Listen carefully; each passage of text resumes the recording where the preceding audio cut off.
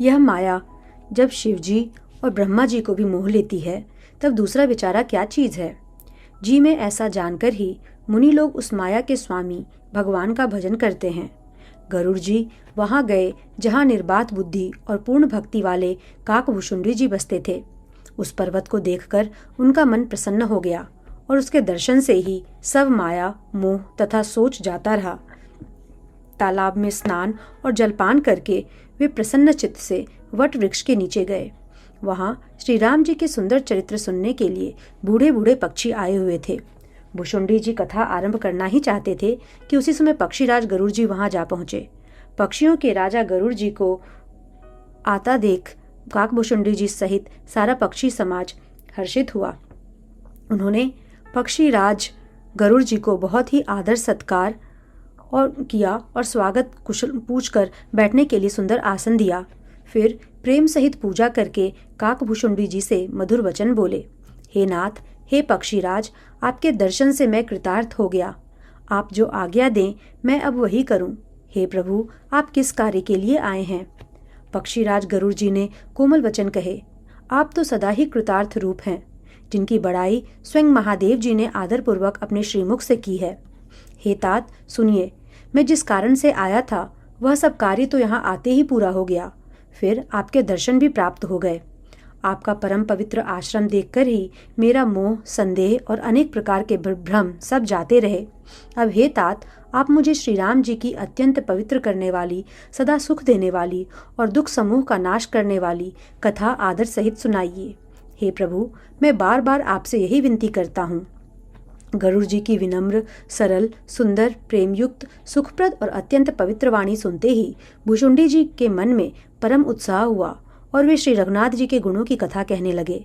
हे भवानी, पहले तो उन्होंने बड़े ही प्रेम से रामचरितमानस सरोवर का रूपक समझाकर कहा, फिर नारद जी का अपार मोह और फिर रावण का अवतार कहा, फिर प्रभु के अवतार की कथा वर्णन की।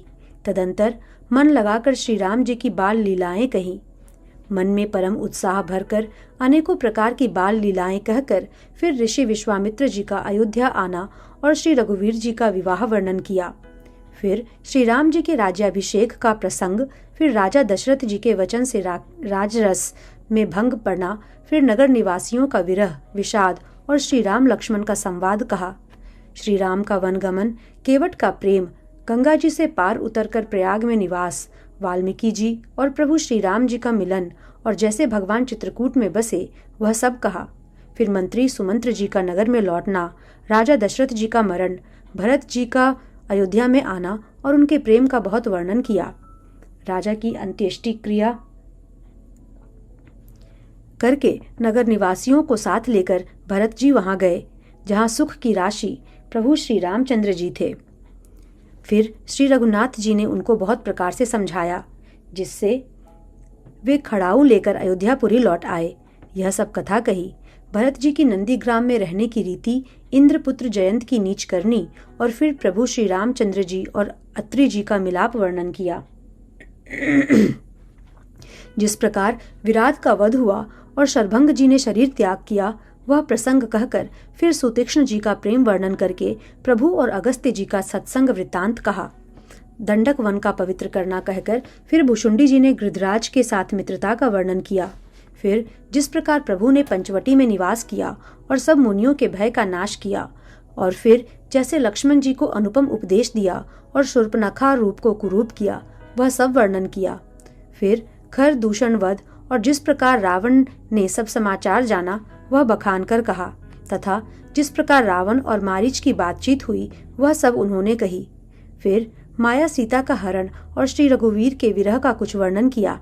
फिर प्रभु ने गिद्ध जटायु की जिस प्रकार क्रिया की, कबंध का वध करके शबरी को परम गति दी, और फिर जिस प्रकार विरह वर्णन करते हुए श्री रघुवीर जी पंपा सर के तीर पर गए, वह सब कहा। प्रभु और नारद जी का संवाद और मारुति की मिलने का प्रसंग कहकर फिर सुग्रीव से मित्रता और बाली के प्राणनाश का वर्णन किया। सुग्रीव का राजतिलक करके प्रभु ने प्रवर्षण पर्वत पर निवास किया। वह तथा वर्षा और शरद का वर्णन, श्री राम जी का सुग्रीव पर रोष और सुग्रीव का भय आदि प्रसंग कहे। जिस प्रकार वानर राज सुग्रीव ने वानरों को भेजा और वे सीता जी की खोज में जिस प्रकार सब दिशाओं में गए, जिस प्रकार उन्होंने बिल में प्रवेश किया और फिर जैसे वानरों को संपाति मिला, वह कथा कही। संपाति से सब कथा सुनकर पवनपुत्र हनुमान जी जिस तरह अपार समुद्र को लांघ गए, फिर हनुमान जी ने जैसे लंका में प्रवेश किया और फिर जैसे सीता जी को धीरज दिया, सो सब कहा। अशोक वन को उजाड़ कर, रावण को समझाकर, लंकापुरी को जलाकर, फिर जैसे उन्होंने समुद्र को लांघा और जिस प्रकार सब वानर वहां आए जहां श्री रघुनाथ जी थे और आकर श्री जानकी जी की कुशल सुनाई।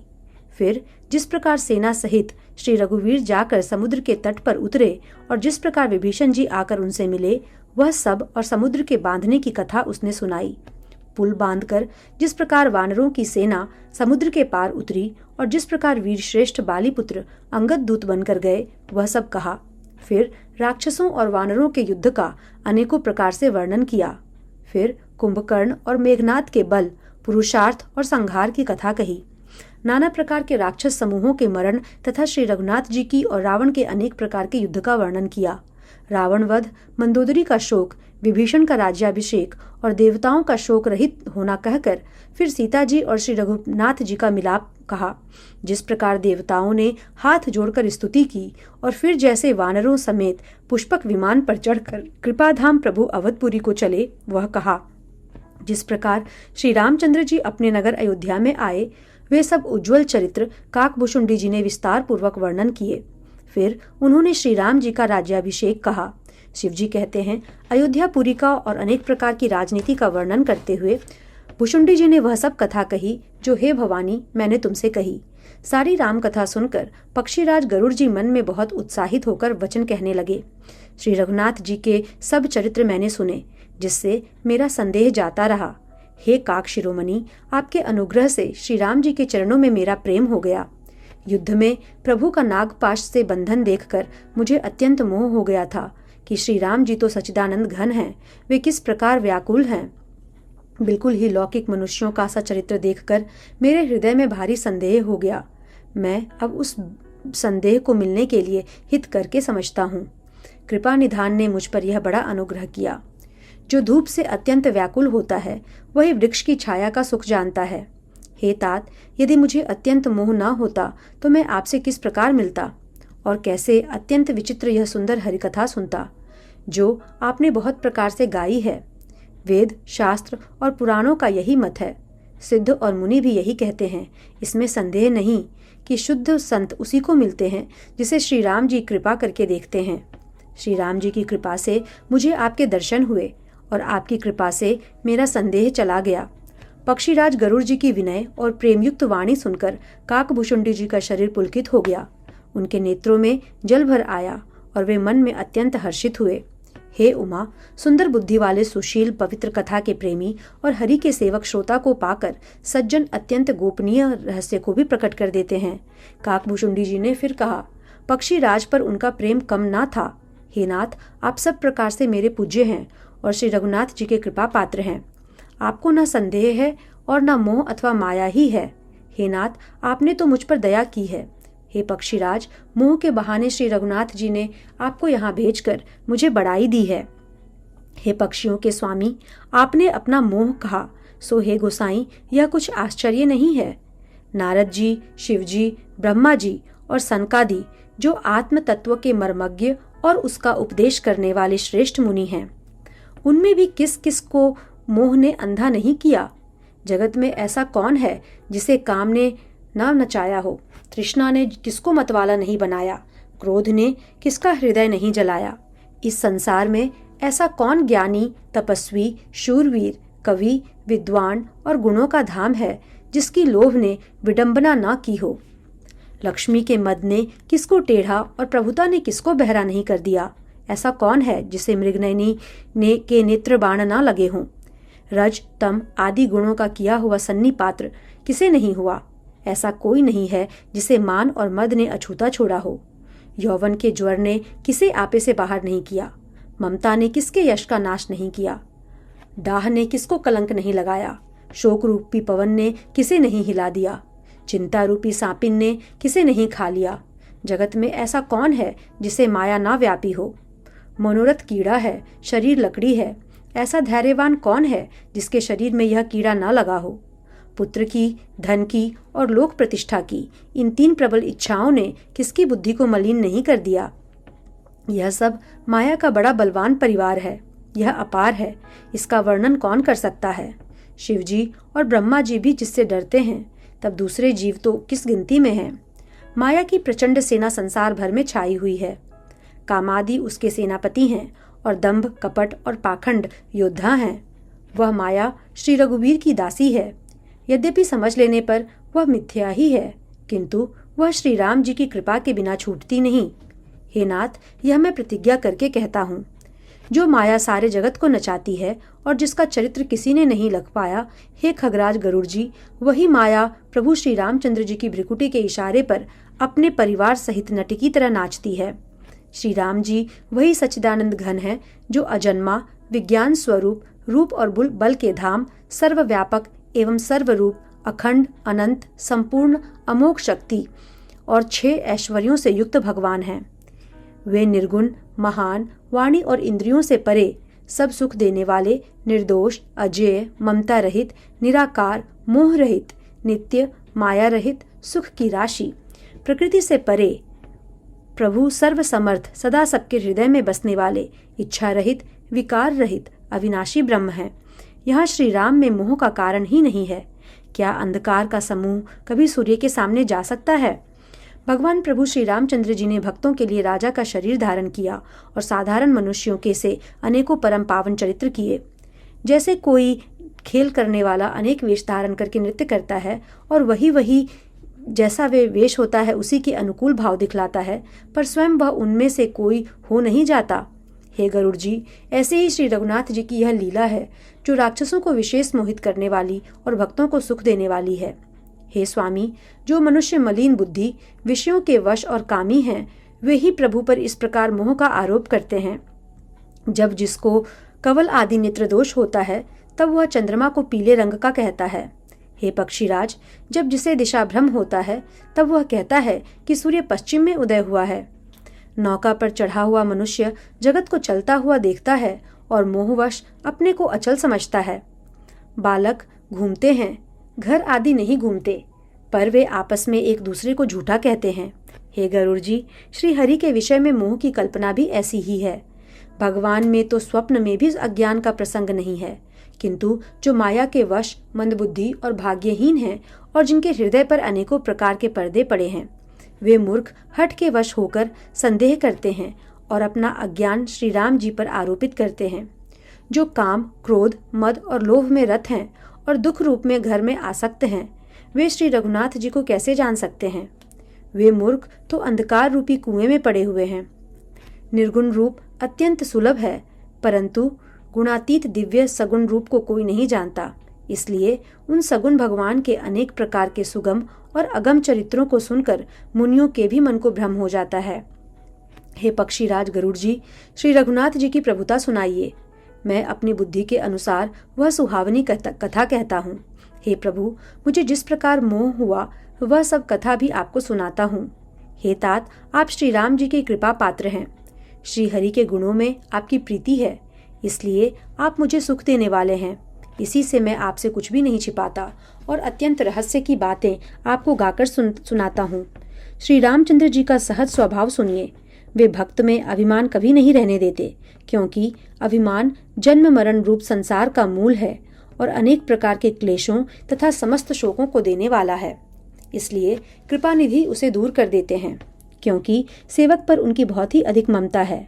हे गोसाई, जैसे बच्चे के शरीर में फोड़ा हो जाता है तो माता उसे कठोर हृदय की भांति चिरा डालती है। यद्यपि बच्चा पहले फोड़ा चिराते समय दुख पाता है और अधीर होकर रोता है, तो भी रोग के नाश के लिए माता बच्चे की उस पीड़ा को कुछ भी नहीं गिनती। उसी प्रकार श्री रघुनाथ जी अपने दास का अभिमान उसके हित के लिए ही हर लेते हैं। तुलसीदास जी कहते हैं कि ऐसे प्रभु को भ्रम त्याग कर क्यों नहीं भजते। हे पक्षीराज गरुड़ जी, श्री राम जी की कृपा और अपनी मूर्खता की बात कहता हूँ, मन लगाकर सुनिए। जब जब श्री रामचंद्र जी मनुष्य शरीर धारण करते हैं और भक्तों के लिए बहुत सी लीलाएं करते हैं, तब तब मैं अयोध्यापुरी जाता हूँ और उनकी बाल लीला देखकर हर्षित होता हूँ। वहां जाकर मैं जन्म महोत्सव देखता हूँ और भगवान की शिशु लीला में लुभाकर 5 वर्ष तक वहीं रहता हूँ। बालक रूप श्री रामचंद्र जी मेरे इष्ट देव हैं, जिनके शरीर में अरबों कामदेवों की शोभा है। हे गरुड़ जी, अपने प्रभु का मुख देख देख कर मैं नेत्रों को सफल करता हूँ। छोटे से कौवे का शरीर धरकर और भगवान के साथ साथ फिरकर मैं उनके भांति भांति के बाल चरित्रों को देखा करता हूँ। लड़कपन में वे जहाँ जहाँ फिरते हैं वहाँ वहाँ मैं साथ साथ उड़ता हूँ और आंगन में उनकी जो जूठन पड़ती है वही उठाकर खाता हूँ। एक बार श्री रघुवीर जी ने सब चरित्र बहुत अधिकता से किए। प्रभु की उस लीला का स्मरण करते हुए काकभुशुंडी जी का शरीर पुलकित हो गया। भुशुंडी जी कहने लगे, हे पक्षीराज, सुनिए, श्री राम जी का चरित्र सेवकों को सुख देने वाला है। अयोध्या का राजमहल सब प्रकार से सुंदर है। सोने के महल में नाना प्रकार के रत्न जड़े हुए हैं। सुंदर आंगन का वर्णन नहीं किया जा सकता, जहाँ चारों भाई नित्य खेलते हैं। माता को सुख देने वाले बाल विनोद करते हुए श्री रघुनाथ जी आंगन में विचर रहे हैं। मरकत मणि के समान हरिताभ श्याम और कोमल शरीर है। अंग अंग में बहुत से कामदेवों की शोभा छाई हुई है। लाल कमल के समान लाल लाल कोमल चरण हैं, सुंदर अंगुलियां हैं और नख अपनी ज्योति से चंद्रमा की कांति को हरने वाले हैं। तलवे में वज्रादि के 4 सुंदर चिन्ह हैं। चरणों में मधुर शब्द करने वाले सुंदर नुपुर हैं। मणियों रत्नों से जड़ी हुई सोने की बनी हुई सुंदर करधनी का शब्द सुहावना लग रहा है। उदरपुर सुंदर 3 रेखाएं हैं। नाभि सुंदर और गहरी है। विशाल वक्षस्थल पर अनेकों प्रकार के बच्चों के आभूषण और वस्त्र सुशोभित हैं। लाल लाल हथेलियां, नख और अंगुलियां मन को हरने वाले हैं और विशाल भुजाओं पर सुंदर आभूषण हैं। बाल सिंह के से कंधे और शंख के समान गला है। सुंदर ठुड्डी है और मुख तो छवि की सीमा ही है। तोतले वचन हैं, लाल लाल होंठ हैं, उज्जवल सुंदर और छोटी छोटी 2-2 दंतुलियां हैं। सुंदर गाल, मनोहर नासिका और सब सुखों को देने वाली चंद्रमा की किरणों के समान मधुर मुस्कान है। नीले कमल के समान नेत्र जन्म मृत्यु के बंधन से छुड़ाने वाले हैं। ललाट पर गोरोचन का तिलक सुशोभित है। भौवें टेढ़ी हैं। कान सम और सुंदर हैं। काले और घुंघराले केशों की छवि छा रही है। पीली और महीन झंगुली शरीर पर शोभा दे रही है। उनकी किलकारी और चितवन मुझे बहुत ही प्रिय लगती है। राजा दशरथ जी के आंगन में विहार करने वाले रूप की राशि श्री रामचंद्र जी अपनी परछाई देखकर नाचते हैं और मुझसे बहुत प्रकार के खेल करते हैं, जिन चरित्रों का वर्णन करते मुझे लज्जा आती है। किलकारी मारते हुए जब वे मुझे पकड़ने दौड़ते और मैं भाग चलता तब मुझे पुआ दिखलाते थे। मेरे निकट आने पर प्रभु हंसते हैं और भाग जाने पर रोते हैं, और जब मैं उनका चरण स्पर्श करने के लिए पास जाता हूँ तब वे पीछे फिर कर मेरी ओर देखते हुए भाग जाते हैं। साधारण बच्चों जैसी लीला देखकर मुझे मोह हुआ कि सच्चिदानंद घन प्रभु यह कौन चरित्र कर रहे हैं। हे पक्षीराज, इतने में इतनी शंका लाते ही श्री रघुनाथ जी के द्वारा प्रेरित माया मुझ पर छा गई, परंतु वह माया न तो मुझे दुख देने वाली हुई और न दूसरे जीवों की भांति संसार में डालने वाली हुई। हे नाथ, यहाँ कुछ दूसरा ही कारण है। भगवान के वाहन गरुड़ जी, उसे सावधान होकर सुनिए। एक सीतापति श्री राम जी ही अखंड ज्ञान स्वरूप हैं और जड़ चेतन सभी जीव माया के वश हैं। यदि जीवों को अखंड ज्ञान रहे तो कहिए फिर ईश्वर और जीव में भेद ही कैसा। अभिमानी जीव माया के वश हैं और वह सत्व रज तम इन 3 गुणों की खान माया ईश्वर के वश में है। जीव परतंत्र हैं, भगवान स्वतंत्र हैं। जीव अनेक हैं, श्रीपति भगवान एक हैं। यद्यपि माया का किया हुआ यह भेद असत है, तथापि वह भगवान के वचन बिना करोड़ों उपाय करने पर भी नहीं जा सकता। श्री रामचंद्र जी के भजन बिना जो मोक्षपद चाहता है, वह मनुष्य ज्ञानवान होने पर भी बिना पूंछ और सिंग का पशु है। सभी तारागणों के साथ 16 कलाओं से पूर्ण चंद्रमा उदय हो और जितने पर्वत हैं उन सब में दावाग्नि लगा दी जाए तो भी सूर्य के उदय हुए बिना रात्रि नहीं जा सकती। हे पक्षीराज, इसी प्रकार श्रीहरि के भजन बिना जीवों का क्लेश नहीं मिटता। श्रीहरि के सेवक को अविद्या नहीं व्यापती, प्रभु की प्रेरणा से उसे विद्या व्यापती है। हे पक्षी श्रेष्ठ, इसी से दास का नाश नहीं होता और भेद भक्ति बढ़ती है। श्री राम जी ने मुझे जब भ्रम से चकित देखा तब वे हंसे। वह विशेष चरित्र सुनिए। उस खेल का मर्म किसी ने नहीं जाना, न छोटे भाइयों ने और न माता पिता ने। वे श्याम शरीर और लाल लाल हथेली और चरण तल वाले बाल रूप श्री राम जी घुटने और हाथों के बल मुझे पकड़ने को दौड़े। हे सर्पों के शत्रु गरुड़ जी, तब मैं भाग चला। श्री राम जी ने मुझे पकड़ने के लिए भुजा फैलाई। मैं जैसे जैसे आकाश में दूर उड़ता, वैसे वैसे ही वहां श्री हरि की भुजा को अपने पास देखता था। मैं ब्रह्मलोक तक गया और जब उड़ते हुए मैंने पीछे की ओर देखा तो हे तात, श्री राम जी की भुजा में और मुझ में केवल 2 ही अंगुल का बीच था। 7 आवरणों को भेद कर जहां तक मेरी गति थी वहां तक मैं गया, पर वहां भी प्रभु की भुजा को अपने पीछे देखकर मैं व्याकुल हो गया। जब मैं भयभीत हो गया तब मैंने आंखें मूंद ली, फिर आंखें खोलकर देखते ही अवधपुरी में पहुंच गया। मुझे देखकर श्री राम जी मुस्कुराने लगे। उनके हंसते ही मैं तुरंत उनके मुख में चला गया। हे पक्षीराज, सुनिए, मैं उनके पेट में बहुत से ब्रह्मांडों के समूह देखे। वहां उन ब्रह्मांडों ने अनेकों विचित्र लोक थे, जिनकी रचना एक से एक की बढ़कर थी। करोड़ों ब्राह्मण, ब्रह्मा जी और शिव जी, अनगिनत तारागण, सूर्य और चंद्रमा, अनगिनत लोकपाल, यम और काल, अनगिनत विशाल पर्वत और भूमि, असंख्य समुद्र, नदी, तालाब और वन तथा और भी नाना प्रकार की सृष्टि का विस्तार देखा। देवता, मुनि, सिद्ध, नाग, मनुष्य, किन्नर तथा चारों प्रकार के जड़ और चेतन जीव देखे। जो कभी न देखा था, न सुना था और जो मन में भी नहीं समा सकता था, वही सब अद्भुत सृष्टि मैंने देखी। तब उसका किस प्रकार वर्णन किया जाए। मैं एक एक ब्रह्मांड में एक 100 वर्ष तक रहता। इस प्रकार मैं अनेकों ब्रह्मांड देखता फिरा। प्रत्येक लोक में भिन्न भिन्न ब्रह्मा, भिन्न भिन्न विष्णु, शिव, मनु, दिक्पाल, मनुष्य, गंधर्व, भूत, वैताल, किन्नर, राक्षस, पशु, पक्षी, सर्प तथा नाना जाति के देवता एवं दैत्यगण थे। सभी जीव वहां दूसरे ही प्रकार के थे। अनेक पृथ्वी, नदी, समुद्र, तालाब, पर्वत तथा सब सृष्टि वहां दूसरी प्रकार की थी। प्रत्येक ब्रह्मांड में मैंने अपना रूप देखा तथा अनेकों अनुपम वस्तुएं देखी। प्रत्येक भुवन में न्यारी ही अवधपुरी, भिन्न ही सरयू जी और भिन्न प्रकार के ही नर नारी थे। हे तात, सुनिए, दशरथ जी और कौशल्या जी और भरत जी आदि भाई भी भिन्न भिन्न रूपों के थे। मैं प्रत्येक ब्रह्मांड में रामावतार और उनकी अपार बाल लीलाएं देखता फिरता। हे हरिवाहन, मैंने सभी कुछ भिन्न भिन्न और अत्यंत विचित्र देखा। मैं अनगिनत ब्रह्मांडों में फिरा, पर प्रभु श्री रामचंद्र जी को मैंने दूसरी तरह का नहीं देखा। सर्वत्र वही शिशुपन, वही शोभा और वही कृपालु श्री रघुवीर। इस प्रकार मोह रूपी पवन की प्रेरणा से मैं भुवन भुवन में देखता फिरता था। अनेक ब्रह्मांडों में भटकते हुए मुझे मानो 100 कल्प बीत गए। फिरता फिरता मैं अपने आश्रम में आया और कुछ काल वहां रहकर बिताया। फिर जब अपने प्रभु का अवधपुरी में अवतार सुन पाया, तब प्रेम से परिपूर्ण होकर मैं हर्षपूर्वक उठ दौड़ा। जाकर मैंने जन्म महोत्सव देखा, जिस प्रकार मैं पहले वर्णन कर चुका हूँ। श्री रामचंद्र जी के पेट में मैंने बहुत से जगत देखे, जो देखते ही बनते थे, वर्णन नहीं किए जा सकते।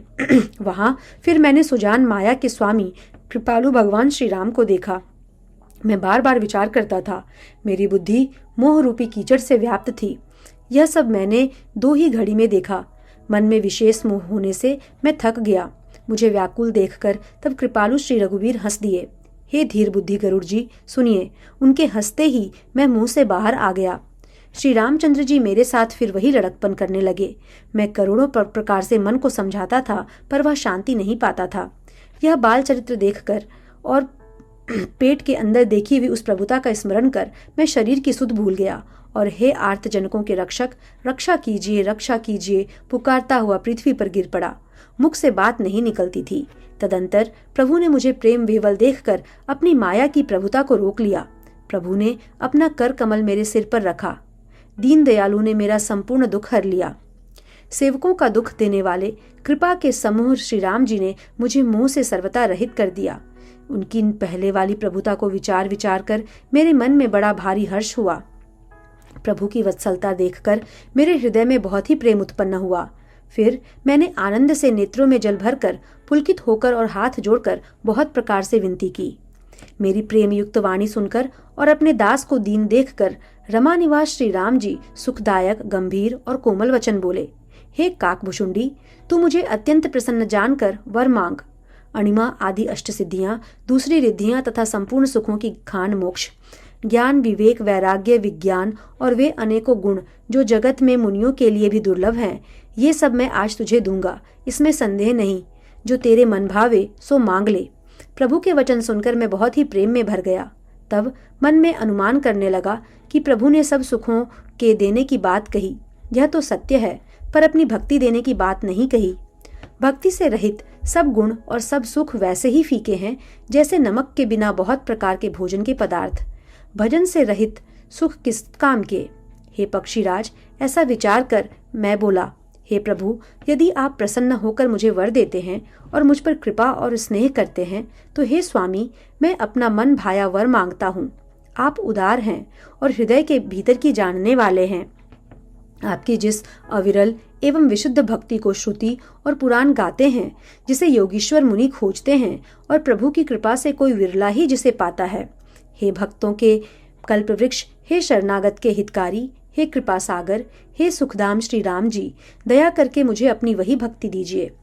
एवमस्तु कहकर रघुवंश के स्वामी परम सुख देने वाले वचन बोले, हे काक सुन, तू स्वभाव से ही बुद्धिमान है, ऐसा वरदान कैसे न मांगता। तूने सब सुखों की खान भक्ति मांग ली है। जगत में तेरे समान बड़भागी कोई नहीं है। वे मुनि जो जप और योग की अग्नि से शरीर जलाते रहते हैं, करोड़ों यत्न करके भी जिसको भक्ति नहीं पाते, वही भक्ति तूने मांगी। तेरी चतुरता देखकर मैं रीझ गया। यह चतुरता मुझे बहुत ही अच्छी लगी। हे पक्षी सुन, मेरी कृपा से अब समस्त शुभ गुण तेरे हृदय में बसेंगे। भक्ति, ज्ञान, विज्ञान, वैराग्य, योग, मेरी लीलाएं और उनके रहस्य तथा विभाग, इन सबके भेद को तू मेरी कृपा से ही जान जाएगा। तुझे साधन का कष्ट नहीं होगा। माया से उत्पन्न सब भ्रम अब तुझको नहीं व्यापेंगे। मुझे अनादि, अजन्मा, अगुण और गुणातीत दिव्य गुणों की खान ब्रह्म जानना। हे काक सुन, मुझे भक्त निरंतर प्रिय हैं। ऐसा विचार कर शरीर, वचन और मन से मेरे चरणों में अटल प्रेम करना। अब मेरी सत्य, सुगम, वेदादि के द्वारा वर्णित परम निर्मल वाणी सुन। मैं तुझको यह निज सिद्धांत सुनाता हूँ। सुनकर मन में धारण कर और सब तज कर मेरा भजन कर। यह सारा संसार मेरी माया से उत्पन्न है। इसमें अनेकों प्रकार के चराचर जीव हैं। वे सभी मुझे प्रिय हैं, क्योंकि सभी मेरे उत्पन्न किए हुए हैं। किंतु मनुष्य मुझको सबसे अधिक अच्छे लगते हैं। उन मनुष्यों में भी द्विजों में भी वेदों को कंठ में धारण करने वाले, उनमें भी वेदोक्त धर्म पर चलने वाले, उनमें भी वैराग्यवान मुझे प्रिय हैं। वैराग्यवानों में फिर ज्ञानी, और ज्ञानियों से भी अत्यंत प्रिय विज्ञानी हैं। विज्ञानियों से भी प्रिय मुझे अपना दास है, जिसे मेरी ही गति है, कोई दूसरी आशा नहीं है। मैं तुझसे बार बार सत्य कहता हूँ कि मुझे अपने सेवक के समान प्रिय कोई भी नहीं है। भक्तिहीन ब्रह्मा ही क्यों ना हो, वह मुझे सब जीवों के समान ही प्रिय हैं। परंतु भक्तिमान अत्यंत नीच भी प्राणी मुझे प्राणों के समान प्रिय है। यह मेरी घोषणा है। पवित्र, सुशील और सुंदर बुद्धि वाला सेवक बता किसको प्यारा नहीं लगता। वेद और पुराण ऐसी ही नीति कहते हैं। हे काक, सावधान होकर सुन। एक पिता के बहुत से पुत्र पृथक पृथक गुण, स्वभाव और आचरण वाले होते हैं। कोई पंडित होता है, कोई तपस्वी, कोई ज्ञानी, कोई धनी, कोई शूरवीर, कोई दानी, कोई सर्वज्ञ और कोई धर्मपरायण होता है। पिता का प्रेम इन सभी पर समान होता है।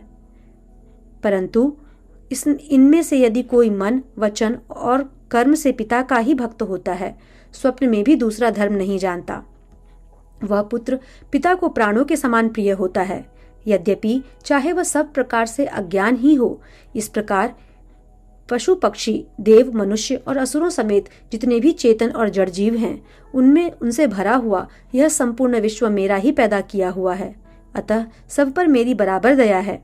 परंतु इनमें से जो मद और माया छोड़कर मन, वचन और शरीर से मुझको भजता है, वह पुरुष हो, नपुंसक हो, स्त्री हो अथवा चर अचर कोई भी जीव हो, कपट छोड़कर जो भी सर्वभाव से मुझे भजता है, वही मुझे प्रिय है।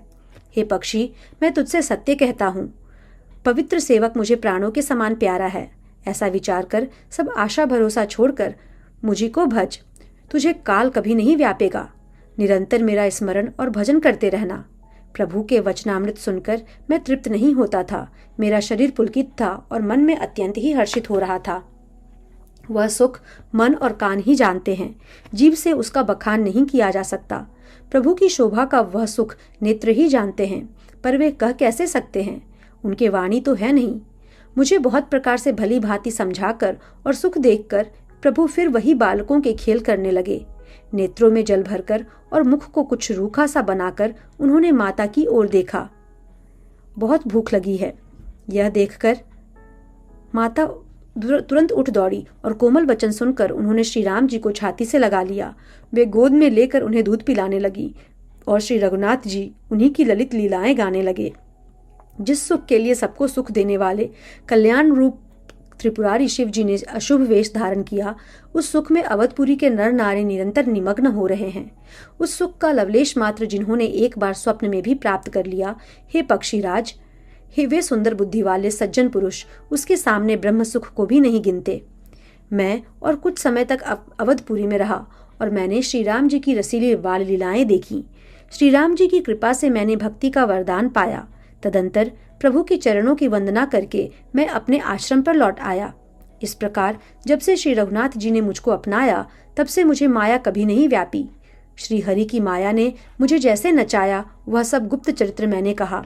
हे पक्षीराज गरुड़, अब मैं आपसे अपना निजी अनुभव कहता हूँ। वह यह है कि भगवान के भजन के बिना क्लेश दूर नहीं होते। हे पक्षीराज सुनिए, श्री राम जी की कृपा बिना श्री राम जी की प्रभुता नहीं जानी जाती। प्रभुता जाने बिना उन पर विश्वास नहीं जमता।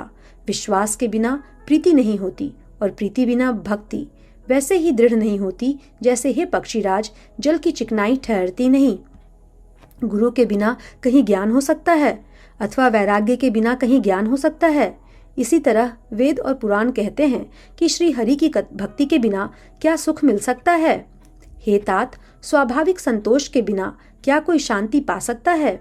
चाहे करोड़ों उपाय करके 55 मरिए, फिर भी क्या कभी जल के बिना नाव चल सकती है। संतोष के बिना काम का नाश नहीं होता और कामनाओं के रहते स्वप्न में भी सुख नहीं हो सकता। और श्री राम के भजन बिना कामनाएं कहीं मिट सकती हैं। बिना धरती के भी कहीं पेड़ उग सकता है। विज्ञान के बिना क्या संभाव आ सकता है। आकाश के बिना क्या कोई अवकाश पा सकता है। श्रद्धा के बिना धर्म का आचरण नहीं होता। क्या पृथ्वी तत्व के बिना कोई गंध पा सकता है। तप के बिना क्या तेज फैल सकता है। जल तत्व के बिना संसार में क्या रस हो सकता है। पंडित जनों की सेवा बिना क्या शील प्राप्त हो सकता है। हे गोसाई, जैसे बिना तेज अग्नि तत्व के रूप नहीं मिलता, निज सुख आत्मानंद के बिना क्या मन स्थिर हो सकता है। वायु तत्व के बिना क्या स्पर्श हो सकता है। क्या विश्वास के बिना कोई भी सिद्धि हो सकती है। इसी प्रकार श्री हरि के भजन बिना जन्म मृत्यु के भय का नाश नहीं होता। बिना विश्वास के भक्ति नहीं होती। भक्ति के बिना श्री राम जी पिघलते नहीं और श्री राम जी की कृपा के बिना जीव स्वप्न में भी शांति नहीं पाता। हे धीर बुद्धि, ऐसा विचार कर संपूर्ण कुतर्कों और संदेहों को छोड़कर करुणा की खान सुंदर और सुख देने वाले श्री रघुवीर का भजन कीजिए। हे पक्षीराज, हे नाथ, मैंने अपनी बुद्धि के अनुसार प्रभु के प्रताप और महिमा का गान किया। मैंने इसमें कोई बात युक्ति से बढ़ाकर नहीं कही है। यह सब अपनी आंखों देखी कही है। श्री रघुनाथ जी की महिमा, नाम, रूप और गुणों की कथा सभी अपार एवं अनंत हैं तथा श्री रघुनाथ जी स्वयं भी अनंत हैं। मुनिगण अपनी अपनी बुद्धि के अनुसार श्री हरि के गुण गाते हैं। वेद, शेष और शिवजी भी उनका पार नहीं पाते। आपसे लेकर मच्छर पर्यंत सभी छोटे बड़े जीव आकाश में उड़ते हैं, किंतु आकाश का अंत कोई नहीं पाते। इसी प्रकार हे तात, श्री रघुनाथ जी की महिमा भी अथाह है। क्या कभी कोई इसकी थाह पा सकता है। श्री राम जी का अरबों कामदेवों के समान सुंदर शरीर है। वे अनंत कोटि दुर्गाओं के समान शत्रुनाशक हैं। अरबों इंद्रों के समान उनका विलास है। अरबों आकाशों के समान उनमें अनंत अवकाश है। अरबों पवन के समान उनमें महान बल है और अरबों सूर्यों के समान प्रकाश है। अरबों चंद्रमाओं के समान वे शीतल और संसार के समस्त भयों का नाश करने वाले हैं। अरबों कालों के समान वे अत्यंत दुस्तर, दुर्गम और दुरंत हैं। वे भगवान अरबों धूमकेतुओं के समान अत्यंत प्रबल हैं। अरबों पातालों के समान प्रभु अथाह हैं। अरबों यमराजों के समान भयानक हैं। अनंत कोटि तीर्थों के समान वे पवित्र करने वाले हैं। उनका नाम संपूर्ण पाप समूह का नाश करने वाला है। श्री रघुवीर करोड़ों हिमालयों के समान अचल हैं और अरबों समुद्रों के समान गहरे हैं। भगवान अरबों कामधेनुओं के समान सब कामनाओं के देने वाले हैं। उनमें अनंत कोटि सरस्वतियों के समान चतुरता है, अरबों ब्रह्माओं के समान सृष्टि रचना की निपुणता है। वे करोड़ों विष्णुओं के समान पालन करने वाले और अरबों रुद्रों के समान संहार करने वाले हैं। वे अरबों कुबेरों के समान धनवान और करोड़ों मायाओं के समान सृष्टि के खजाने हैं। बोझ उठाने में वे अरबों शेषों के समान हैं। जगदीश्वर प्रभु श्री राम जी सभी बातों में सीमा रहित और उपमा रहित हैं। श्री राम जी उपमा रहित हैं, उनकी कोई दूसरी उपमा है ही नहीं। श्री राम के समान श्री राम ही हैं, ऐसा वेद कहते हैं। जैसे अरबों जुगनुओं के समान कहने से सूर्य प्रशंसा को नहीं वरन अत्यंत लघुता को ही प्राप्त होता है, सूर्य की निंदा ही होती है। इसी प्रकार अपनी अपनी बुद्धि के विकास के अनुसार मुनीश्वर श्री हरि का वर्णन करते हैं, किंतु प्रभु भक्तों के भाव मात्र को ग्रहण करने वाले और अत्यंत कृपालु हैं। वे उस वर्णन को प्रेम सहित सुनकर सुख मानते हैं। श्री राम जी अपार गुणों के समुद्र हैं, क्या उनकी कोई था पा सकता है? संतों से मैंने जैसा कुछ सुना था वही आपको सुनाया। सुख के भंडार करुणाधाम भगवान भाव के वश में हैं, अतएव ममता, मद और मान को छोड़कर सदा श्री जानकी नाथ जी का ही भजन करना चाहिए। भुषुंडी जी के सुंदर वचन सुनकर पक्षी राज ने हर्षित होकर अपने पंख फुला लिए। उनके नेत्रों में प्रेमानंद के आंसुओं का जल आ गया और मन अत्यंत हर्षित हो गया। उन्होंने श्री रघुनाथ जी का प्रताप हृदय में धारण किया। वे अपने पिछले मोह को याद करके पछताने लगे कि मैंने अनादि ब्रह्म को मनुष्य करके माना। गरुड़ जी ने बार बार काक भुषुंडी जी के चरणों पर सिर नवाया और उन्हें श्री राम जी के ही समान जानकर प्रेम बढ़ाया। गुरु के बिना कोई भवसागर नहीं तर सकता, चाहे वह ब्रह्मा जी और शंकर जी के समान ही क्यों ना हो। गरुड़ जी ने कहा, हे तात, मुझे संदेह रूपी सर्प ने डस लिया था और सांप के डसने पर जैसे विष से चढ़ने से लहरें आती हैं, वैसे ही बहुत सी कुतर्क रूपी दुख देने वाली लहरें आ रही थी। आपके स्वरूप रूपी गारुड़ी के द्वारा भक्तों को सुख देने वाले श्री रघुनाथ जी ने मुझे जिला लिया। आपकी कृपा से मेरा मोह नाश हो गया और मैंने श्री राम जी का अनुपम रहस्य जाना। उनकी भुषुंडी जी की बहुत प्रकार से प्रशंसा करके सिर नवाकर और हाथ जोड़कर फिर गरुड़ जी प्रेम पूर्वक विनम्र और कोमल वचन बोले, हे प्रभु, हे स्वामी, मैं अपने अविवेक के कारण आपसे पूछता हूँ। हे कृपा के समुद्र, मुझे अपना निज दास जानकर आदर पूर्वक मेरे प्रश्न का उत्तर कहिए। आप सब कुछ जानने वाले हैं, तत्व के ज्ञाता हैं, अंधकार से परे, उत्तम बुद्धि से युक्त, सुशील सरल आचरण वाले, ज्ञान वैराग्य और विज्ञान के धाम और श्री रघुनाथ जी के प्रिय दास हैं। आपने यह काक शरीर किस कारण से पाया? हे तात, सब समझाकर मुझसे कहिए। हे स्वामी, हे आकाशगामी, यह सुंदर चरितमानस आपने कहाँ पाया, सो कहिए। हे नाथ, मैंने शिवजी से ऐसा सुना है कि महाप्रलय में भी आपका नाश नहीं होता और शिवजी कभी मिथ्या वचन कहते नहीं। वह भी मेरे मन में संदेह है, क्योंकि हे नाथ, नाग, मनुष्य, देवता आदि चर अचर जीव तथा यह सारा जगत काल का कलेवा है। असंख्य ब्रह्मांडों का नाश करने वाला काल सदा बड़ा ही अनिवार्य है। ऐसा वह अत्यंत भयंकर काल आपको नहीं व्यापता, उसका क्या कारण है? हे कृपालु, मुझे कहिए, यह ज्ञान का प्रभाव है या योग का बल है? हे प्रभु, आपके आश्रम में आते ही मेरा मोह और भ्रम भाग गया, इसका क्या कारण है? हे नाथ, यह सब प्रेम सहित कहिए। हे उमा, गरुड़ जी की वाणी सुनकर काकभुषुंडी जी हर्षित हुए और परम प्रेम से बोले, हे सर्पों के शत्रु, आपकी बुद्धि धन्य है, धन्य है। आपके प्रश्न मुझे बहुत ही प्यारे लगे। आपके प्रेम युक्त सुंदर प्रश्न सुनकर मुझे अपने बहुत जन्मों की याद आ गई। मैं अपनी सब कथा विस्तार से कहता हूँ। हे तात, आदर सहित मन लगाकर सुनिए।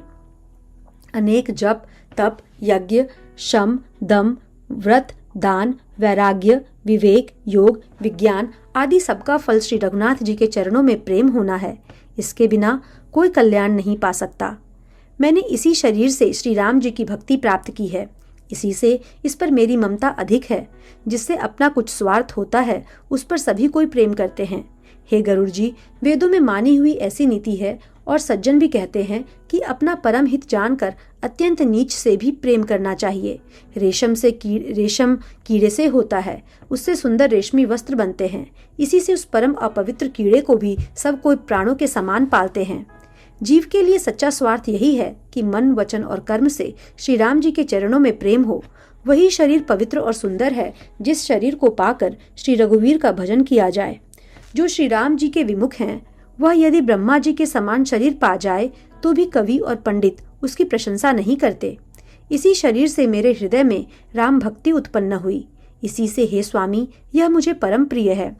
मेरा मरण आपकी अपनी इच्छा पर है, परंतु फिर भी यह शरीर नहीं छोड़ता, क्योंकि वेदों ने वर्णन किया है कि शरीर के बिना भजन नहीं होता।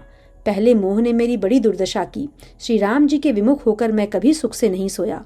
अनेकों जन्मों में मैंने अनेकों प्रकार के योग, जप, तप, यज्ञ और दान आदि कर्म किए। हे गरुड़ जी, जगत में ऐसी कौन योनि है जिससे मैंने बार बार घूम फिरकर जन्म ना लिया हो। हे प्रभो, पूर्व के एक कल्प में पापों का मूल युग कलयुग था, जिसमें पुरुष और स्त्री सभी अधर्म परायण और वेद के विरोधी थे। उस कलयुग में मैं अयोध्यापुरी में जाकर शूद्र का शरीर पाकर जन्मा। मैं मन, वचन और कर्म से शिवजी का सेवक और दूसरे देवताओं की निंदा करने वाला अभिमानी था।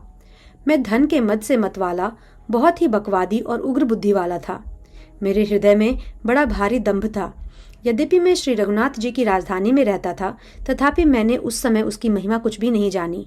अब मैंने अवध का प्रभाव जाना।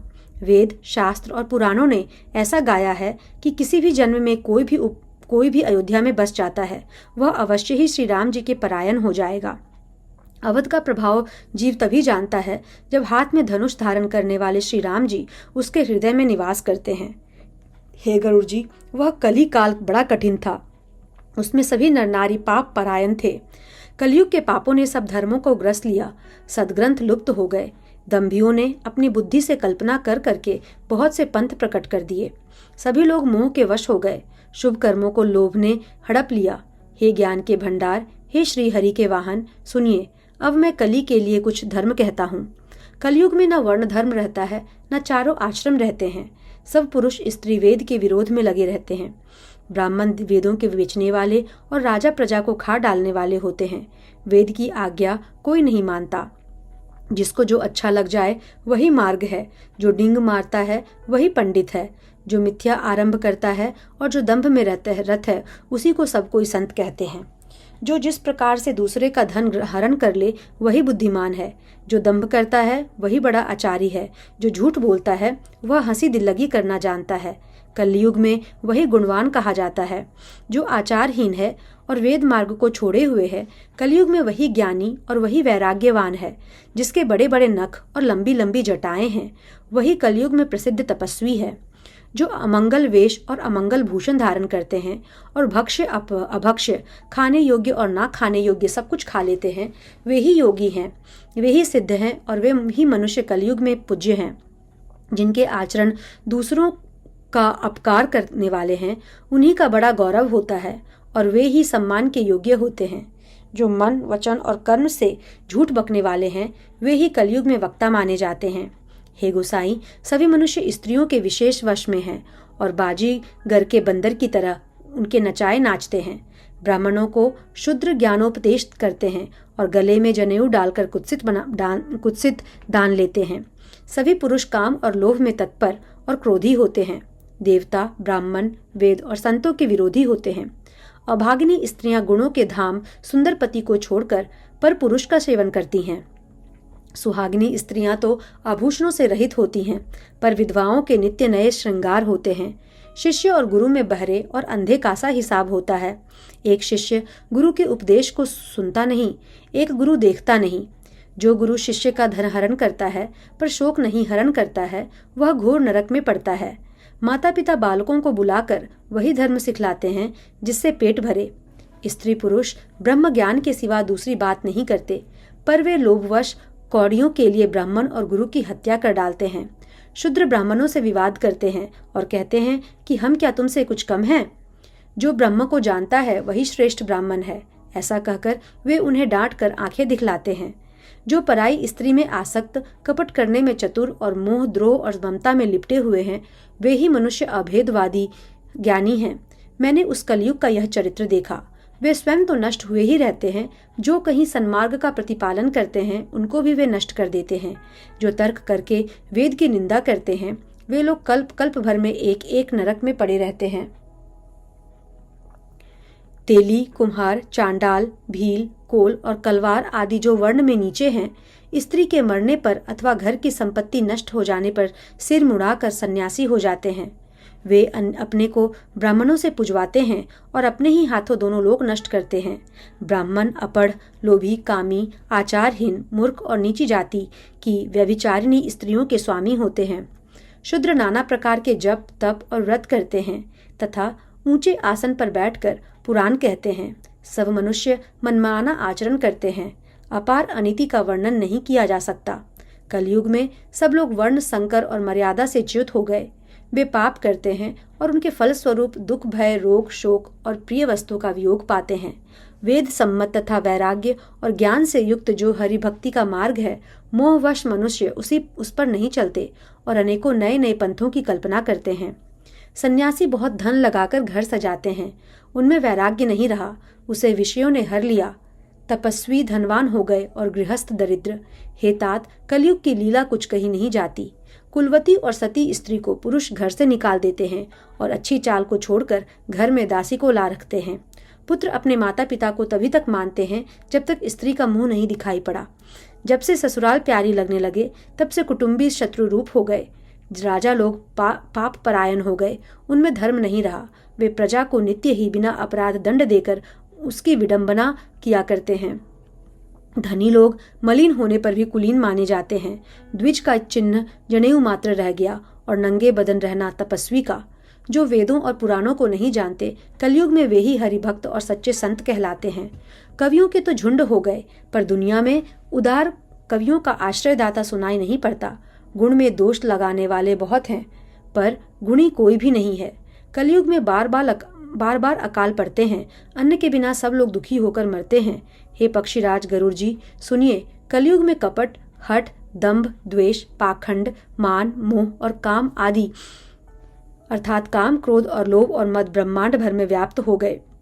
मनुष्य जप, तप, यज्ञ, व्रत और दान आदि धर्म तामसी भाव से करने लगे। देवता पृथ्वी पर जल नहीं बरसाते और बोया हुआ अन्न उगता नहीं। स्त्रियों के बाल ही भूषण हैं, उनके शरीर पर कोई आभूषण नहीं रह गया और उनको भूख बहुत लगती है, अर्थात वे सदा अतृप्त ही रहती हैं।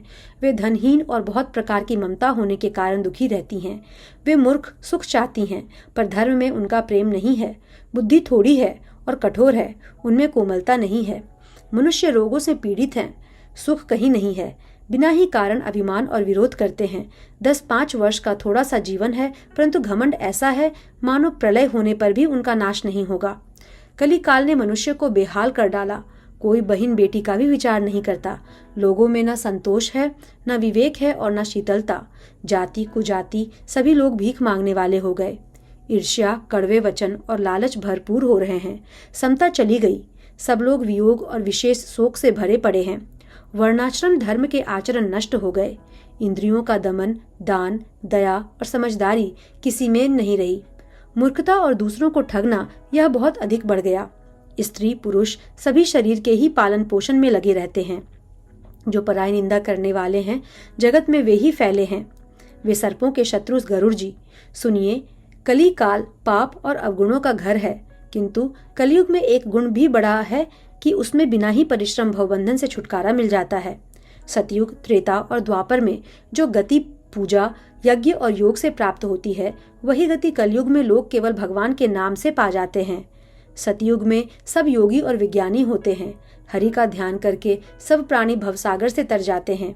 त्रेता में मनुष्य अनेक प्रकार के यज्ञ करते हैं और सब कर्मों को प्रभु के समर्पण करके भवसागर से पार हो जाते हैं। द्वापर में श्री रघुनाथ जी के चरणों की पूजा करके मनुष्य संसार से तर जाते हैं। दूसरा कोई उपाय नहीं है। और कलयुग में तो केवल श्री हरि की गुण गाथाओं का गान करने से ही मनुष्य भवसागर की थाह पा जाते हैं।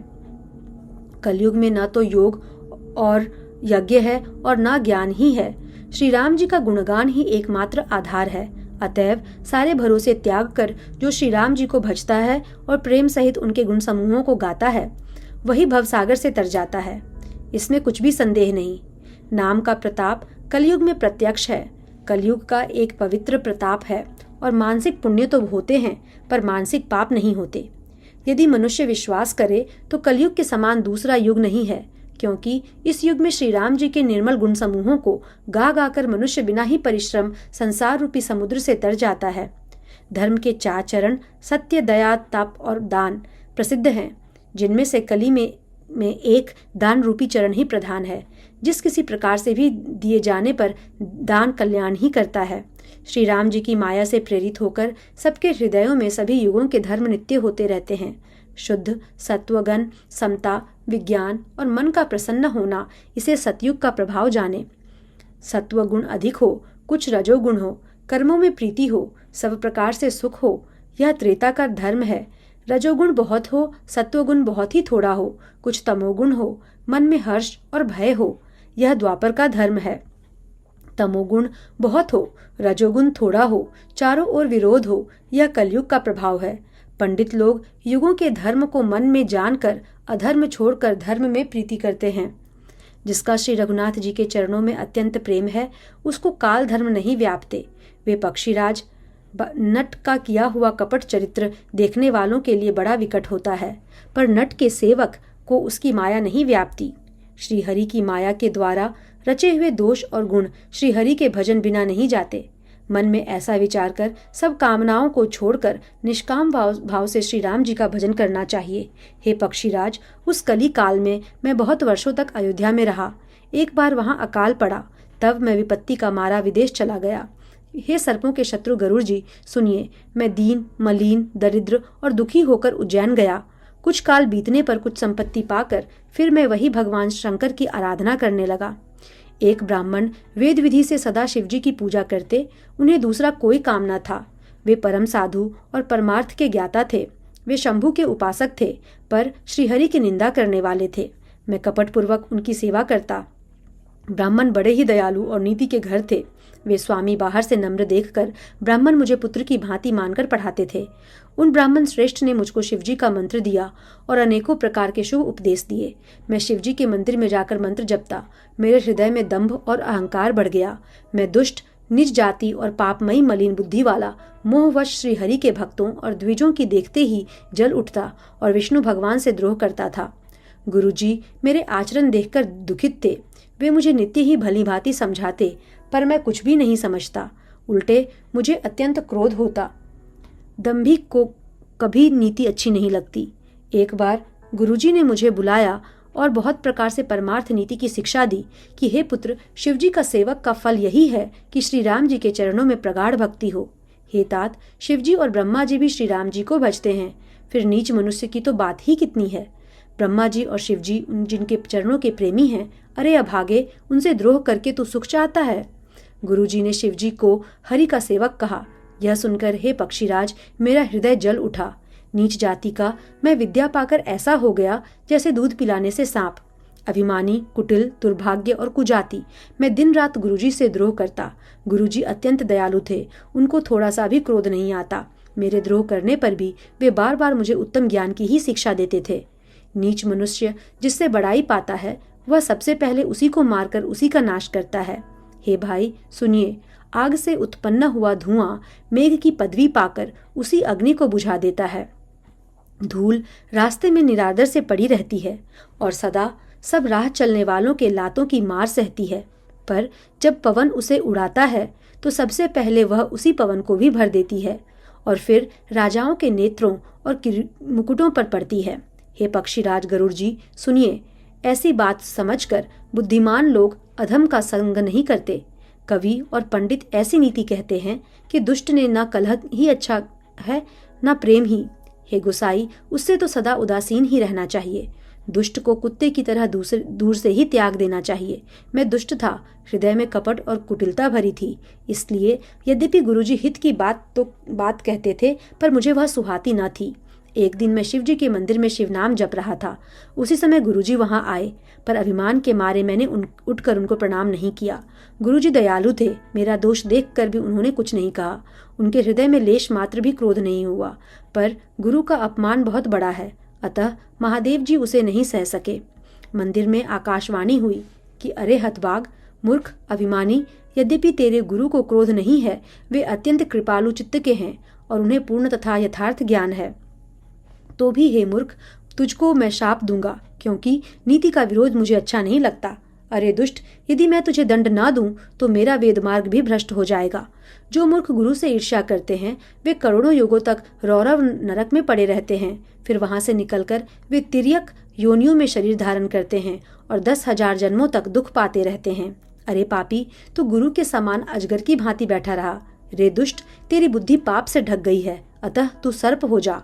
और अरे अधम से भी अधम, इस अधोगति को पाकर किसी बड़े भारी पेड़ के खोखले में जाकर रह। शिवजी का भयानक शाप सुनकर गुरुजी ने हाहाकार किया।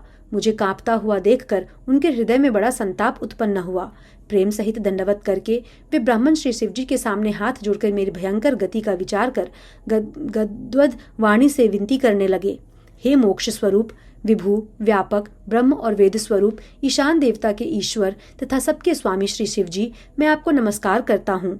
निज स्वरूप में स्थित अर्थात मायादि रहित, माइक, गुणों से रहित, भेद रहित, इच्छा रहित, चेतन आकाश रूप एवं आकाश को ही वस्त्र रूप में धारण करने वाले दिगंबर, आपको मैं भजता हूँ। निराकार, ओंकार के मूल, तीनों गुणों से अतीत, वाणी, ज्ञान और इंद्रियों से परे, कैलाशपति, विकराल, महाकाल के भी काल, कृपालु, गुणों के धाम, संसार से परे, आप परमेश्वर को मैं नमस्कार करता हूँ। जो हिमाचल के समान गौरवर्ण तथा गंभीर हैं, जिनके शरीर में करोड़ों कामदेवों की ज्योति एवं शोभा है, जिनके सिर पर सुंदर नदी गंगा जी विराजमान हैं, जिनके ललाट पर द्वितीया का चंद्रमा और गले में सर्प सुशोभित हैं, जिनके कानों में कुंडल हिल रहे हैं, सुंदर भ्रिकुटी और विशाल नेत्र हैं, जो प्रसन्न मुख, नीलकंठ और दयालु हैं, सिंह चर्म का वस्त्र धारण किए और मुंडमाला पहने हैं, उन सबके प्यारे और सबके नाथ श्री शंकर जी को मैं भजता हूँ। प्रचंड, श्रेष्ठ, तेजस्वी, परमेश्वर, अखंड, अजन्मा, करोड़ों सूर्यों के समान प्रकाश वाले, तीनों प्रकार के शूलों को निर्मूल करने वाले, हाथ में त्रिशूल धारण किए, भाव के द्वारा प्राप्त होने वाले भवानी के पति श्री शंकर जी को मैं भजता हूँ। कलाओं से परे, कल्याण स्वरूप, कल्प का अंत करने वाले, सज्जनों को सदा आनंद देने वाले, त्रिपुर के शत्रु, सच्चिदानंद घन, मोह को हरने वाले, मन को मथ डालने वाले कामदेव के शत्रु, हे प्रभु प्रसन्न होजिए, प्रसन्न होजिए।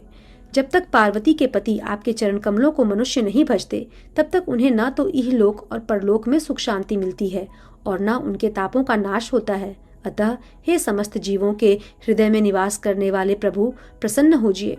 मैं न तो योग जानता हूँ, न जप और न पूजा ही। हे शंभो, मैं तो सदा सर्वदा आपको ही नमस्कार करता हूँ। हे प्रभु, बुढ़ापा तथा जन्म मृत्यु के दुख समूहों से जलते हुए मुझ दुखी की दुख से रक्षा कीजिए। हे ईश्वर, हे शंभो, मैं आपको नमस्कार करता हूँ। भगवान रुद्र की स्तुति का यह अष्टक उन शंकर जी की प्रसन्नता के लिए ब्राह्मण द्वारा कहा गया। जो मनुष्य इसे भक्तिपूर्वक पढ़ते हैं, उन पर भगवान शंभु प्रसन्न होते हैं। सर्वज्ञ शिवजी ने विनती सुनी और ब्राह्मण का प्रेम देखा। तब मंदिर में आकाशवाणी हुई कि द्विजश्रेष्ठ, वर मांगो। ब्राह्मण ने कहा, हे प्रभु, यदि आप मुझ पर प्रसन्न हैं और हे नाथ, यदि इस दीन पर आपका स्नेह है तो पहले अपने चरणों की भक्ति देकर फिर दूसरा वर दीजिए। हे प्रभु, यह अज्ञानी जीव आपकी माया के वश होकर निरंतर भूला फिरता है। हे कृपा के समुद्र भगवान, उस पर क्रोध ना कीजिए। हे दीनों पर दया करने वाले कल्याणकारी शंकर, अब इस पर कृपालु होइए, जिससे हे नाथ थोड़े ही समय में इस पर शाप के बाद अनुग्रह हो जाए। हे कृपा निधान, अब वही कीजिए जिससे इसका परम कल्याण हो। दूसरे के हित से सनी हुई ब्राह्मण की वाणी सुनकर फिर आकाशवाणी हुई, एवमस्तु। यद्यपि इसने भयानक पाप किया है और मैंने भी इस क्रोध करके शाप दिया है, तो भी तुम्हारी साधुता देखकर मैं इस पर विशेष कृपा करूंगा। हे द्विज, जो क्षमाशील एवं परोपकारी होते हैं वे मुझे वैसे ही प्रिय हैं जैसे खरारी श्री रामचंद्र जी। हे द्विज, मेरा शाप व्यर्थ नहीं जाएगा, यह 1000 जन्म अवश्य पावेगा, परंतु जन्मने और मरने में जो दुस्सह दुख होता है उसको वह दुख जरा भी न व्यापेगा और किसी भी जन्म में इसका ज्ञान नहीं मिटेगा। हे शूद्र, मेरा प्रामाणिक सत्य वचन सुन। प्रथम तेरा जन्म श्री रघुनाथ जी की पुरी में हुआ है, फिर तूने मेरी सेवा में मन लगाया। पुरी के प्रभाव और मेरी कृपा से तेरे हृदय में राम भक्ति उत्पन्न होगी। हे भाई, अब मेरा सत्य वचन सुन। द्विजों की सेवा ही भगवान को प्रसन्न करने वाला व्रत है। अब कभी ब्राह्मण का अपमान न करना। संतों को अनंत श्री भगवान ने ही समान जाना। जानना, इंद्र के वज्र, मेरे विशाल त्रिशूल, काल के दंड और श्री हरि के विकराल चक्र के मारे भी जो नहीं मरता, वह भी विप्रदोह रूपी अग्नि से भस्म हो जाता है। ऐसा विवेक मन में रखना, फिर तुम्हारे लिए जगत में कुछ भी दुर्लभ ना होगा। मेरा एक और भी आशीर्वाद है और तुम्हारी सर्वत्र अबाध गति होगी। आकाशवाणी के द्वारा शिवजी के वचन सुनकर गुरुजी हर्षित होकर ऐसा ही हो यह कहकर मुझे बहुत समझाकर और शिवजी के चरणों को हृदय में रखकर अपने घर गए। काल की प्रेरणा से मैं विंध्याचल में जाकर सर्प हुआ। फिर कुछ काल बीतने पर बिना ही परिश्रम के मैंने वह शरीर त्याग दिया। हे हरिवाहन, मैं जो भी शरीर धारण करता उसे बिना ही परिश्रम वैसे ही सुखपूर्वक त्याग देता था जैसे मनुष्य अपना पुराना वस्त्र त्याग देता है और नया पहन लेता है। शिवजी ने वेद की मर्यादा की रक्षा की और मैंने क्लेश भी नहीं पाया। इस प्रकार हे पक्षीराज, मैंने बहुत से शरीर धारण किए पर मेरा ज्ञान नहीं गया।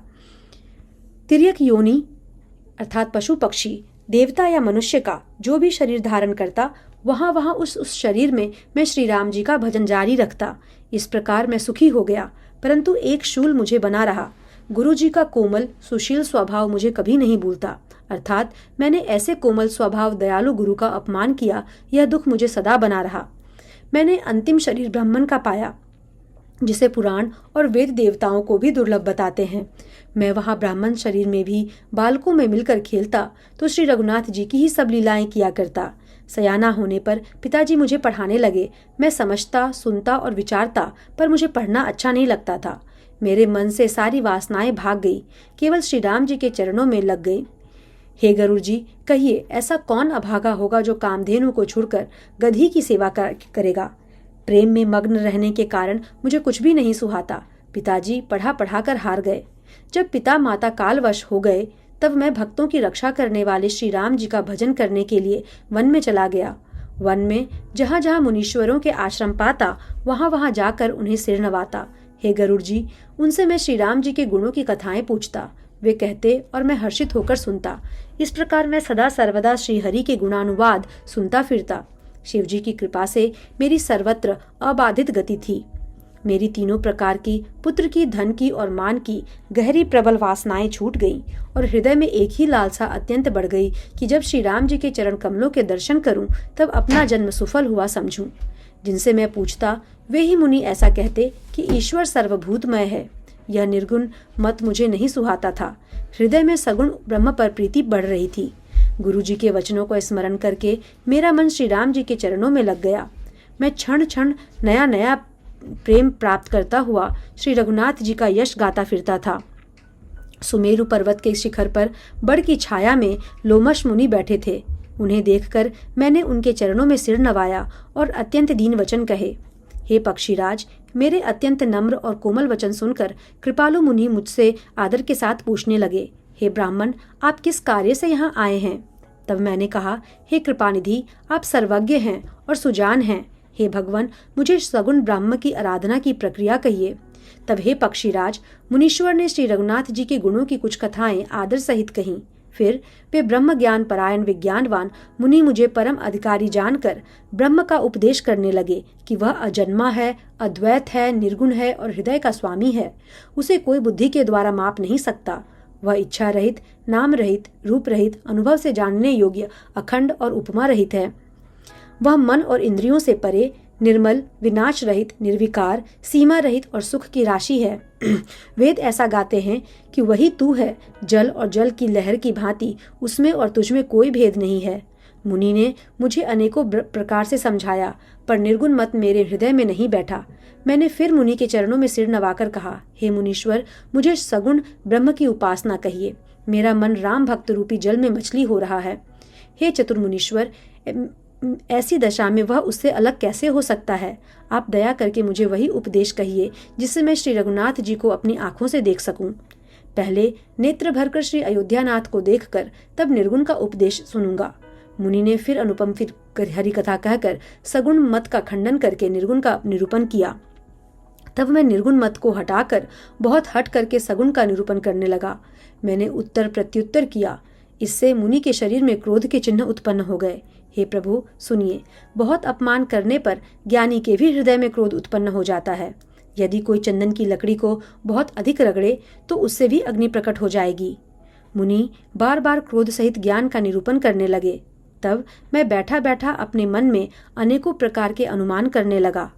बिना द्वैत बुद्धि के क्रोध कैसा, और बिना अज्ञान के क्या द्वैत बुद्धि हो सकती है?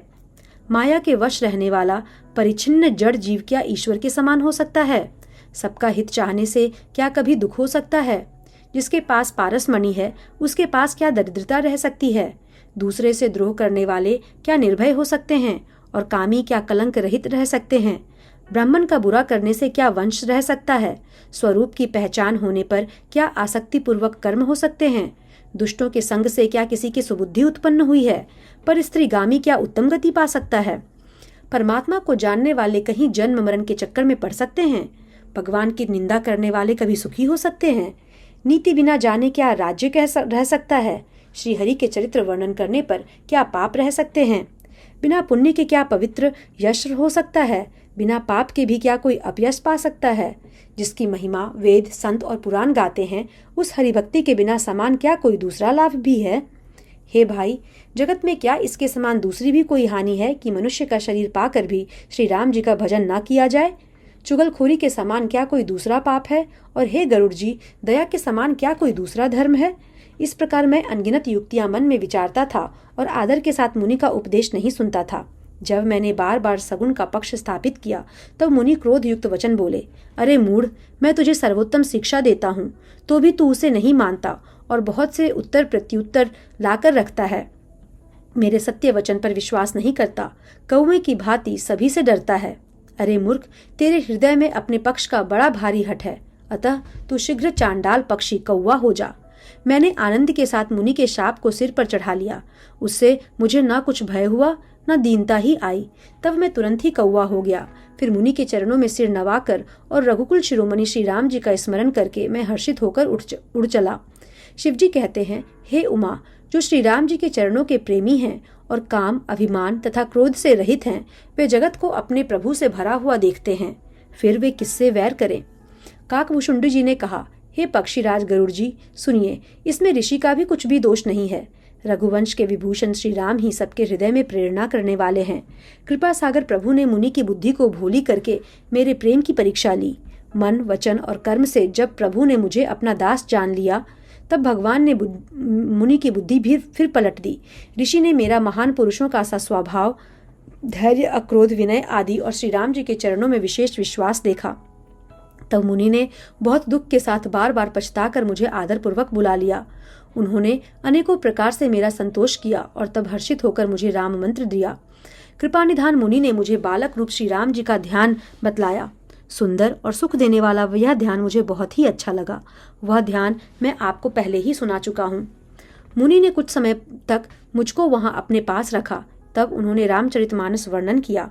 आदरपूर्वक मुझे यह कथा सुनाकर फिर मुनि मुझसे सुंदर वाणी बोले, हे तात, यह सुंदर और गुप्त रामचरितमानस मैंने शिवजी कृपा से पाया था। तुम्हें श्री राम जी का निज भक्त जाना, इसी से मैंने तुमसे सब चरित्र विस्तार के साथ कहा। हे तात, जिनके हृदय में श्री राम जी की भक्ति नहीं है, उनके सामने इसे कभी भी नहीं कहना चाहिए। मुनि ने मुझे बहुत प्रकार से समझाया। तब मैंने प्रेम के साथ मुनि के चरणों में सिर नवाया। मुनीश्वर ने अपने कर कमलों से मेरा सिर स्पर्श करके हर्षित होकर आशीर्वाद दिया कि अब मेरी कृपा से तेरे हृदय में सदा प्रगाढ़ राम भक्ति बसेगी। तुम सदा श्री राम जी को प्रिय हो और कल्याण रूप गुणों के धाम, मान रहित इच्छानुसार रूप धारण करने में समर्थ, इच्छा, मृत्यु एवं ज्ञान और वैराग्य के भंडार हो। इतना ही नहीं, श्री भगवान को स्मरण करते हुए तुम जिस आश्रम में निवास करोगे, वहां 1 योजन तक अविद्या नहीं व्यापेगी। काल, कर्म, गुण, दोष और स्वभाव से उत्पन्न कुछ भी दुख तुमको कभी नहीं व्यापेगा। अनेकों प्रकार के सुंदर श्री राम जी के रहस्य जो इतिहास और पुराणों में गुप्त और प्रकट हैं, तुम उन सबको भी बिना ही परिश्रम जान जाओगे। श्री राम जी के चरणों में तुम्हारा नित्य नया प्रेम हो। अपने मन में तुम जो इच्छा करोगे, श्री हरि की कृपा से उसकी पूर्ति कुछ भी दुर्लभ नहीं होगी। हे धीर बुद्धि गरुड़ जी, सुनिए। मुनि का आशीर्वाद सुनकर आकाश में गंभीर ब्रह्मवाणी हुई कि हे ज्ञानी मुनि, तुम्हारा वचन ऐसा ही सत्य हो। यह कर्म, मन और वचन से मेरा भक्त है। आकाशवाणी सुनकर मुझे बड़ा हर्ष हुआ। मैं प्रेम में मग्न हो गया और मेरा सब संदेह जाता रहा। तदंतर मुनि की विनती करके आज्ञा पाकर और उनके चरण कमलों में बार बार सिर नवाकर मैं हर्ष सहित इस आश्रम में आया। प्रभु श्री राम जी की कृपा से मैंने दुर्लभ वर पा लिया। हे पक्षीराज, मुझे यहाँ निवास करके 27 कल्प बीत गए। मैं यहाँ सदा श्री रघुनाथ जी के गुणों का गान किया करता हूँ और चतुर पक्षी उसके आदर पूर्वक सुनते हैं। अयोध्यापुरी में जब जब श्री रघुवीर भक्तों के लिए मनुष्य शरीर धारण करते हैं, तब तक मैं जाकर श्री राम जी की नगरी में रहता हूँ और प्रभु की शिशु लीला देखकर सुख प्राप्त करता हूँ। फिर हे पक्षीराज, श्री राम जी के शिशु रूप को हृदय में रखकर मैं अपने आश्रम में आ जाता हूँ। जिस कारण से मैंने कौवे की देह पाई, वह सारी कथा आपको सुना दी। हे तात, मैंने आपके सब प्रश्नों के उत्तर कहे। आहा, राम भक्ति की बड़ी भारी महिमा है। मुझे अपना यह काक शरीर इसलिए प्रिय है कि इसमें मुझे श्री राम जी के चरणों का प्रेम प्राप्त हुआ। इस शरीर से मैंने अपने प्रभु के दर्शन पाए और मेरे सब संदेह जाते रहे। मास पारायण 29वां विश्राम।